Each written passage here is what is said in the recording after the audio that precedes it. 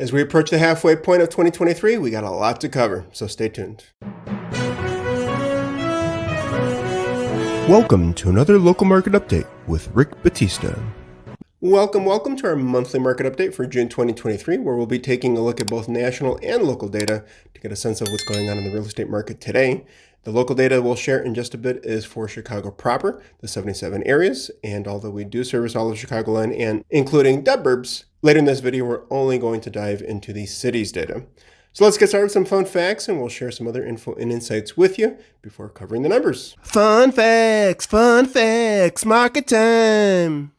Existing home sales slid for the second consecutive month, falling 3.4% nationwide as of last measure, according to the National Association of Realtors, as higher interest rates continue to impact buyer affordability. Sales are down 23% compared to the same period a year ago, while contract signings dropped 20.3% year over year. With sales cooling, buyers in some parts of the country have found relief in the form of declining sales prices, which are down 1.7% year over year nationally, although more affordable markets continue to see price gains. And we'll cover this month over month and year over year in greater detail in just a bit. New listings in the city of Chicago were down 18.8% for the detached homes and 27.5% for attached properties. Listings under contract decreased 4.1% for detached homes and 23.7% for attached properties. The median sales price was down 7.7% to $305,000 for detached homes and 1.4% to $360K for attached properties. Month supply of inventory increased 12% for detached units, but decreased 3.2% for attached units. While fluctuating interest rates have pushed some buyers to the sidelines, a shortage of inventory is also to blame for lower than average home sales this time of year, as current homeowners, many of whom locked in mortgage rates several percentage points below today's current rates, are delaying the decision to sell until market conditions improve. With only 2.9 months supply heading into May, available homes are moving fast, with a typical home spending just over 3 weeks in the market, according to the National Association of Realtors. Well, let's face it, folks, we're definitely going through a changing market. Not a difficult market, nothing like 2008 or 2020, but it's a market that's causing plenty of confusion. I'm here to help alleviate some of that confusion for you as quickly and thoroughly as I can. We do have a lot of information to cover, so let's get started. One of the most confusing things today and related to housing today is mortgage rates. I'm certainly not going to try and give you any projections as to where mortgage rates are headed, but I do want to try and explain to you why they're so much higher than we'd like them to be right now. For over 50 years, there's a spread. There's a 10-year treasury yield, and then there's a spread, something that's added to that by the banking industry to form the mortgage rate.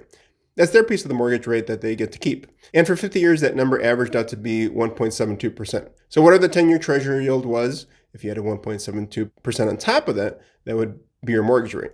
Well, the challenge is, starting from the beginning of this year, we've blown that 1.72% away. We started 1 point above that, meaning mortgage rates were 1 point above where they would normally be. And right now, as of this recording, where we stand is we're over 3 percentage points above that. Almost double of what the normal rate has been. That's one of the reasons that mortgage rates are so high. This is very, very rare. And here's a quote from George Ratu. I hope I'm pronouncing that last name correctly. He's the chief economist at Keeping Current Matters. The only times the spread approached or exceeded 300 base points, and think of that as 3%, 300 base points would be like 3% in our lingo, were during periods of high inflation or economic volatility like those seen in the early 1980s or the great financial crisis of 2008 and 2009. The big question is this rare what's going on right now? And without a doubt, it is. Let's take a look at this slide that supports what George said. Very rarely does the spread jump over 3, but we're in one of those times right now. That again, is the reason why rates are so high, especially compared to what we're used to the last couple of years. This is a quote from Odetta Kushi, the deputy chief economist of First American. It's reasonable to assume that the spread and therefore mortgage rates will retreat in the second half of the year if the Fed takes its foot off the monetary tightening pedal and provides investors with more certainty. However, it's unlikely that the spread will return to its historic average of 170 basis points, as some risks are here to stay. Now, I don't want you to get confused. Most economists use that 170 number. If you continue it out through this year, it jumps up to 172, but it's the same theory. It's about 170. And right now, that's not where we're at. We're over 3. What does that mean? Well, here's a graph explaining it. As of this recording, the 10-year treasury yield was at 3.65%. That's one of the components that makes up the mortgage rate. The orange is the spread. If we were at normal spreads, we'd have a 5.3% mortgage rate right now. You know what the market would be like if we were down at 5.3%? A little bit different. It would be crazy. To be quite frank, I'm sure it would be very crazy. And in some parts of the country, in some areas here in Chicagoland, they're pretty challenging for buyers. But we're at 3.2. And that means rates are touching 7, sometimes below, sometimes above. And I'm not sure when you'll be watching this video, but I'm sure that number could very well change by then. To touch again on what Odada Kushi suggested, that the spread's not going to go back to 1.72. But even if it were to be just a half a point higher, 2.25, we'd still have a mortgage rate under 6. That's the key, folks. Under 6%. In today's market with low inventory, it would likely cause a frenzy. But I think there's good signs that relief is coming soon, and I'm here to explain why rates are so high right now. I'm here to help you understand the market and how to better approach it if you're planning to buy or sell. I don't have to explain to you how important homeownership is. Americans get that. As a matter of fact, June is National Homeownership Month. So happy National Homeownership Month to those watching in June. The financial benefits of homeownership, well, let's go over them quickly. Building equity, building family wealth, building generational wealth, control over expenses. If you think buying a house right now is a little more expensive than renting one, wait 5 years and see what happens. Your mortgage payment will be about the same. Your rent payment probably won't be. Long-term savings, every time you make a mortgage payment, you put money into the bank because you get that money back at the end. Chances are. Look at it this way. If you want to build your wealth, own a home. If you want to build your landlord's wealth, rent a home. On top of what the bottom line will mean to you later on when you decide to sell, building equity gives you a strong credit history. And one of the greatest things about homeownership is the social benefits. So often we get so caught up in the money that we don't realize that it's really not the reason that people buy and sell houses. Their life changes. Their civic participation, financial education, the health benefits of owning a home, the privacy of having your own place. You can do all the property improvements that you like that aren't likely to be done when you're renting. There's tax benefits to homeownership also. There's the mortgage interest rate deduction, the property tax deduction, the imputed rent, meaning that we're saving the money that we're not paying on rent. And please know that we do plenty of rentals, so we understand the market from all angles and perspectives. Rents aren't going down, at least not in Chicago and the surrounding suburbs. So for many, even with the higher rates, you can likely pay less for a mortgage than renting. For some, that might not be the case, but when the time is right, you can buy now and refinance to lower that payment and make that statement true for your situation. And then for some, renting may just make more sense right now. And as we touched on a moment ago, one of the greatest benefits of homeownership is the bottom line. Should you stay in your house and or sell at a time that makes sense for you and your household, the equity is unbelievable. Right now, the average equity in the United States is somewhere around $300,000 per home. So on average, if someone were to sell their home right now, there's a good chance that they're going to be making $300,000. Yes, certainly have to take into account what the current mortgage balance is, et cetera, et cetera. And I don't know about you, but I would imagine that if a landlord sells their property, they're probably not going to share those profits with you. And as silly as it sounds, it's just the harsh reality. Again, we're not here to push anyone into doing one thing or the other.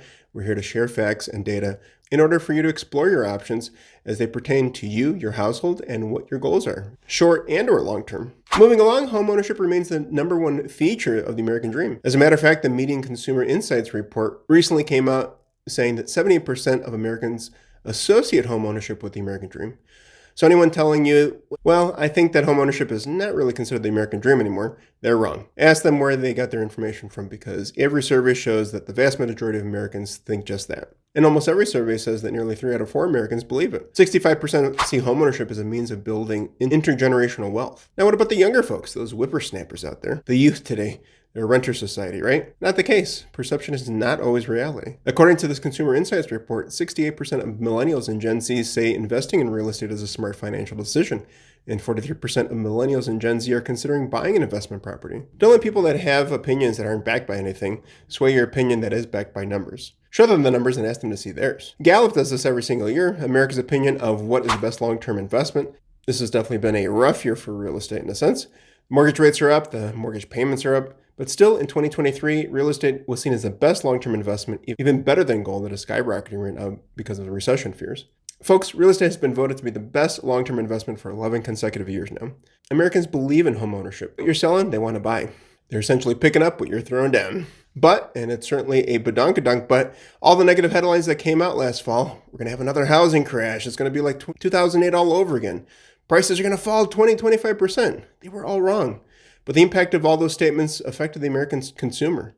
At the end of December each of these years, this shows the number of Americans who thought that prices were going to go down over the next 12 months. So these are December readings, going all the way back to 2010, the first year they ever did this reading or took the survey. Well, we can see that in 2010 and 2011, as we were still getting through the financial crisis, those numbers jumped up to 18-17%. Then it came back down and things were okay and things seemed to be fine. Then all of a sudden 2022 hit. It skyrocketed to 37%, the highest number ever recorded. It almost doubled the next highest number. That's because there were so many negative headlines last year. Very prominent economists, very prominent global banks were saying that fall off the edge of the cliff. But it didn't happen. Yet these numbers got better. As we saw coming into this year, the real estate market didn't crash. The real estate market didn't say, oh my gosh, it's over. No, the word that everyone seems to be using is, we can't believe how resilient it's been. But I'm here to tell you it's going to get a little better. Now, as recently as of March, only 31% think prices are going to go down in the next 12 months. And that number just went up last month. April's the last number we have our numbers for. Main numbers aren't out yet, but we should be expecting those soon. So what I'm saying to you is that 1 out of 3 Americans still think that prices are going to fall this year over the next 12 months. I'm here to help you understand that that is likely not true. And that's my mission right now, to help you understand that. We certainly can't predict the future, but reading beyond the scary headlines and studying trends does not support the fear-mongering. Now let's go into home prices and what is actually projected to happen throughout the rest of the year. First of all, part of the questioning comes from the median home price. The median home price has basically become meaningless at this point. That's the number that the National Association of Realtor reports. That's a number like Redfin and some other companies report on. It's the quickest number to get. You get that number instantaneously. In normal markets for 25 years, that was a decent number to look at. But in the very volatile market, it's the worst number to look at. Again, it has no importance or value in today's real estate market. And we cover the local data for Chicago. I'll actually report on the median sales price and compare it to what the average sales price has been, just to kind of get an idea. As a matter of fact, Bill McBride from Calculated Risk, who's always been promoting the median price as a good way to take a look at pricing, just came out the other day and said median prices are distorted by the mix, and repeat sales indexes like Case-Shiller and FHFA are probably better for measuring prices. The repeat sales take, well, there's a lag on it because it takes some time to get all the numbers together. But they say this is what this house is now worth, not what the median price is. The median price is just a middle price. As we're selling less expensive houses, the median price, the middle number, is going down. Bill's not the only one saying that. The Center for Real Estate Studies at Wichita State University said the median sales price measures the middle price of homes that sold, meaning that half of the homes sold for a higher price and half sold for less. It's not very useful for measuring home price appreciation because it is affected by the composition of homes that sold. If more lower priced houses sell, the median price goes down. It doesn't mean that the house is worth less money. As a matter of fact, in their example, they discuss this market exactly. For example, if more lower-priced homes have sold recently, the median sales price would decline because the middle home is now a lower-priced home, even if the value of each individual home is rising. That's our market. There are some more lower-priced homes being sold. The median sales price is declining. It ticked up last month, but even if the value of each home is rising, what they're saying is we're in a market where the median price is going down and regular prices, the real price, is going up. In today's housing market, we're selling more of the less expensive homes, thus driving down the median price. It doesn't accurately reflect the value of each house. We're talking about the median price. So now let's take an accurate look at home price movement. What is really happening with prices? Again, remember, last fall, people were saying it's going to fall 5 to 10%. Some were saying it's going to fall 15 to 20%. Some were even saying 20, 25%. Part of the reason that people aren't putting their house on the market right now is they still remember those headlines. Part of the reason people aren't buying right now is because they still remember those headlines. Now that they counted those headlines in a big way. So let's take a look. This data from Case-Shiller covers repeat sales. And to put in perspective, repeat sales indexes are accurate. Before I continue, I'd like to share a memory with you. One time I was managing kitchens before I was doing real estate. Longer story there. Check out my Q&A playlist on YouTube.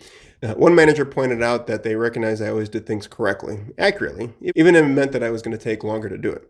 I just wasn't going to rush through something just to get it done. And that reminds me of now when we're trying to provide you with information. Do you want to be quick? Or do you want to be right? I'm more concerned about giving the right information versus tossing up a video because I read a headline. So again, let's continue. In the case of Case-Shiller, there's a lag. It's only March. The April numbers aren't out yet, but let's take a look at what has happened. The beginning of last year, things were taking off and we were just flying high. Then in July, things just came crashing down comparatively. Interest rates went up. It looked like all of a sudden there was going to be a load of listings come to the market. Didn't happen, but some people were projecting that. And all of a sudden, all these negative headlines came out and prices did start to fall a bit. And people will start saying, it's going to keep on cascading worse and worse and worse. Well, that didn't happen. The worst month was August, and it seemed to be balancing back out right now.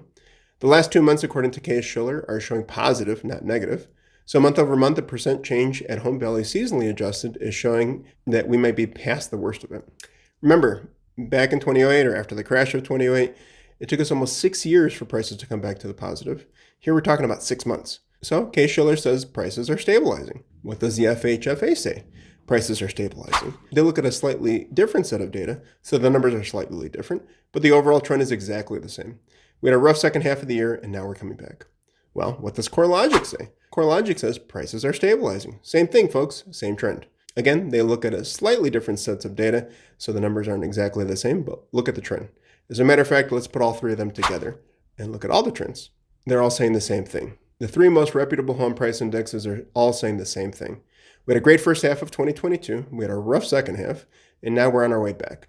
But I'm not sure that everything's going to be green from this point forward, but I'll be sure to keep you up to date with that as soon as the data comes out. But that cascading down, that falling off a cliff, that 20-25%, I can confidently say I firmly do not believe we're going to go anywhere near those numbers. In fact, we might end this year on a positive note. Even Zillow, love them or hate them, they see the same thing. Good first half of last year, bad second half, and we're coming back. What does Fannie Mae say? They do it quarter over quarter, but what do they say? The same thing.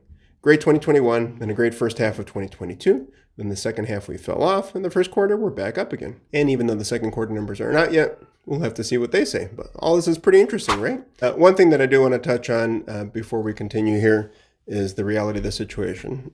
For the housing market, certainly had insanity and good times for plenty of people out there, sellers, buyers, probably more sellers than buyers, and definitely plenty of realtors and mortgage lenders. But the last couple of years was really rough on everyone, no matter if it was a good year or not for you overall. And I want to be very sensitive to that fact because I'm sure every single individual and household suffered at some point to some degree during and even after the pandemic. So many lost their lives or loved ones.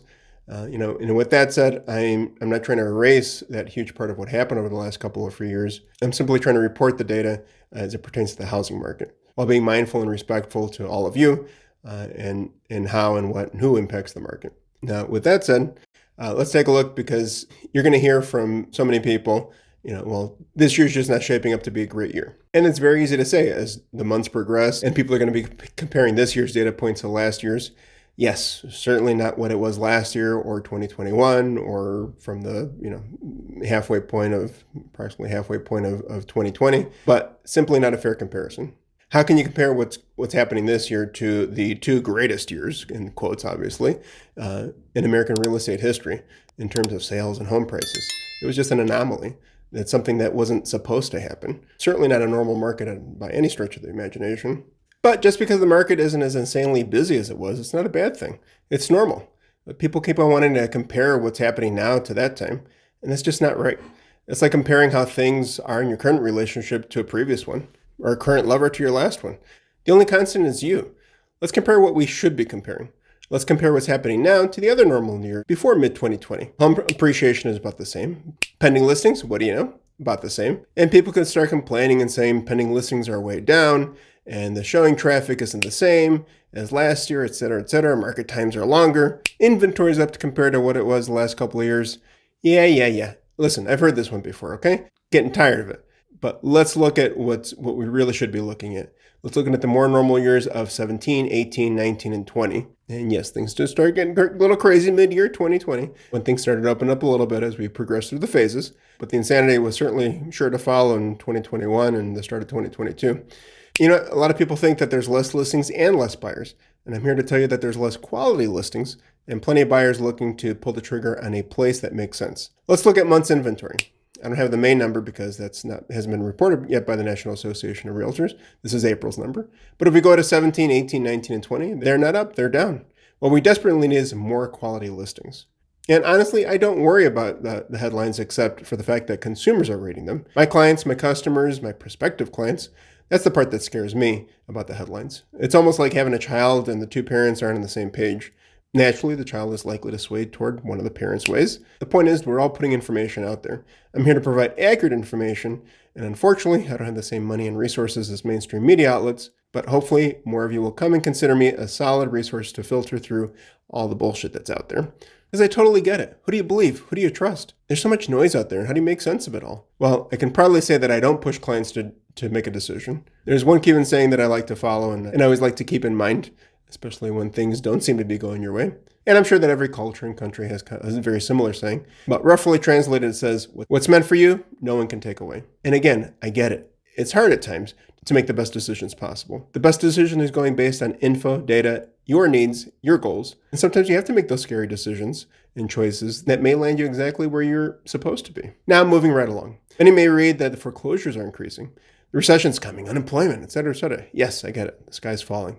For many, that may be true. For many, that will become true, solely because that's what they choose to believe. Look, not to sound cold at all. Life happens, okay? People get sick. People can't pay their bills or medical bills. People pass away. People get divorced. People lose their job. They can't afford to pay their mortgages anymore. We, realtors, help many of those people before they ever get to the foreclosure stage or that foreclosure sale. But still, some foreclosures are going to happen every single year. During the last few years, of course, there was a lot less. Just in case you forgot, there was a moratorium. They weren't allowed to foreclose on houses. So now things are settling down. And the moratorium worked because there's not a run on foreclosures now. They helped a lot of families stay in their homes during difficult times. Difficult times financially, difficult times from a health perspective. And our goal is to help families stay in their houses too. Will the foreclosures go back to normal years? Yeah, that's likely to be the case. And if you find yourself in that situation or know someone or suspect someone who is, because sometimes they're just a little bit embarrassed and ashamed to talk about the tough times they're going through. But if you know someone who's close to foreclosure, please have them reach out to me. I've had experience with foreclosure, short sales, plenty of difficult and challenging situations like recent deaths, estate sales, divorce, tax liens, et cetera, et cetera. These are certainly areas that we excel in helping resolve. We covered a lot of information there. Hopefully it's all information that could be helpful or useful to you, whether it's a part or all of it. Now it's time to wake up! For the moment you've been waiting for. Let's talk about what's going on in Chicago. This information is provided by the Chicago Association of Realtors. It's current as of June 14th, covering the month of May. And since we just were wrapping up about foreclosures, let's take a look at the lender-mediated report before we get to the other stuff. The share of closed sales that were lender-mediated, 2.6%. If you take a look at the last several months going back to September of last year, we are definitely less than the last couple of months. So the sky is not falling when it comes to foreclosures, folks. From all the fun facts to quick facts, we're taking a look at one-year changes, first in closed sales for all properties, down by 28.2%, while homes for sale down by 26.6%, and the median sales price down by 4.3%. We'll definitely talk about that a little bit more, as we were earlier in this video about the importance of median sales price or not. For the remainder of this video, we're just going to be taking a look at detached single-family homes. These reports do cover both detached and attached, attached being condos and townhomes. And we're going to be discussing two different sets of data. One is comparing May of 2023 to May of 2022, and then year-to-date through May 2023, comparing January 1st of this year through May 31st, 2023 to the same time period last year in 22. New listings, we wrapped up the month of May with 1,521 detached single-family homes, which was a decrease of 18.8% comparing both Mays. Year-to-date, 6,822, down by 14.5% year over year. Closed sales, 860, down by 20.4%, comparing the two Mays, and year-to-date, 3,328, down by 27.5% year over year. Pesky median sales price, we're going to see how that compares to average sales price. $305K, down 7.7%, comparing both Mays. Year-to-date, $295,000, down 6.3% year over year. Average sale price, big difference, $463,443, 7.7% less than the May prior, and the year-to-date $427,680, down by 9.7% year over year. And I think it's also very interesting to take a look at the average list price, because that's certainly kind of a good indicator. That was something that we talked about in our last weekly market update. If you haven't watched that one, make sure you take a listen. The average list price, comparing both Mays, $573,343, up by 7.3%. And the year-to-date, $516,459, down slightly by 0.7%. Looking at homes under contract, and those that are contingent or pending, we wrapped up the month of May with 954 single-family detached homes, down by 4.1%, comparing both Mays, while year-to-date we're at 4,082, down by 18% year over year. Percent of original list price received, they think this is a wonderful indicator of how desirable a city or neighborhood is. And we'll be covering some of the other areas and neighborhoods that we work in, so be on the lookout for those videos. But looking at both Mays, we were at 98.7% this year, 100.2% last year, so a little bit dipped down by 1.5%. And very respectable. Year-to-date, 96.6%, down by 2% year over year. Market time, another great indicator of how desirable a city or area is. We are certainly up. 76 days in the market, being the average days in the market for a single-family detached home in the month of May, up by 64.8%. Looking at the year prior, and year-to-date 81 versus 56, up by 43.2%. Inventory of homes for sale, we wrapped up the month of May with 2,037, down by 13.1% compared to May of 2022. And now, let's see what's happening in your neck of the woods.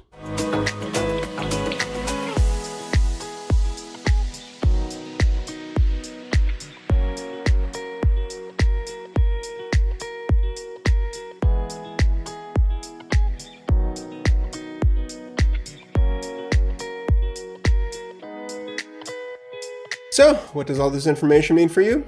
Heck if I know. All depends on what's going on in your life and your household. Let's start a conversation and see how we can help you make the most informed decisions. If you'd like copies of any of these reports or slides that we shared with you or any of our recent videos, feel free to reach out. My contact information is below. You can always call, text, or email. And remember, love and money may come and go, but time is something you never get back. So I appreciate and thank you for spending some of your time with me. As always, if you want to stay on top of the market with us, be sure to subscribe and hit that notification button. And as always, take care of yourselves and each other. We'll catch you next time.